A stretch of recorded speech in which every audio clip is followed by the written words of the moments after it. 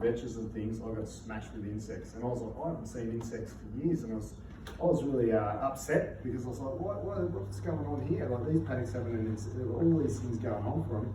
And then I realised where I'd gone around a tree and missed a bit. Here's some vetch and canola sitting there, nothing's touching it. And over here it's getting hammered.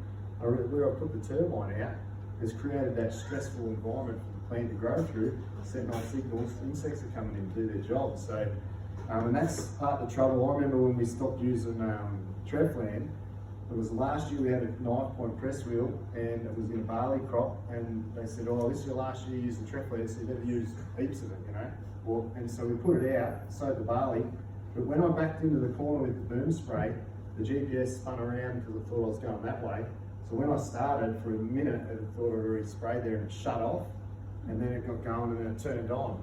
I didn't think anything of it till middle of winter, and driving around the road, and I turned the corner, and the barley crop was looking real pale green, terrible, like it severely needed nitrogen. And then I'm driving, I stopped, and there was a section there that was like the exact width of the boom spray and about 2 metres, and it was dark green. I was like, what's going on here? I jumped out and counted like 20 tillers per plant. It only had 30 litres of UAN. It was growing that vigorously.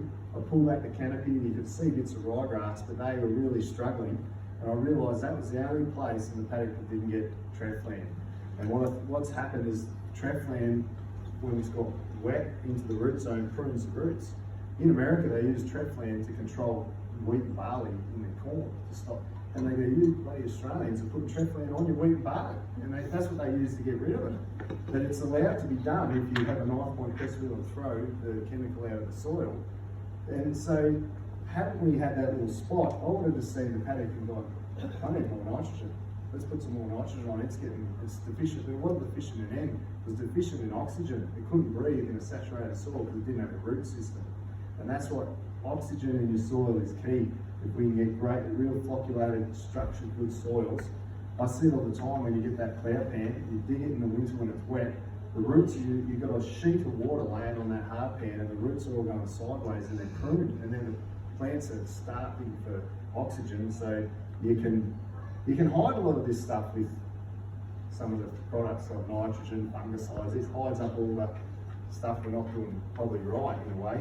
But now when we see those roots, like I was saying with the penetrometer, we've had the same amount of rain in 2 paddocks, but I'm getting the penetrometer to the handles, so water is going right through the profile. So I've got the same amount of water, but over a big area. If it's only in 2 feet, it's more saturated, that area. Then the plants, then you get the water weed, all those things are just symptoms of the saturated soil. So some of these herbicides we get told, and that's why I think we've been getting people at Graham to do webinars that, okay, if we use a fungicide, we'll protect our plants so we don't get disease and lose yield.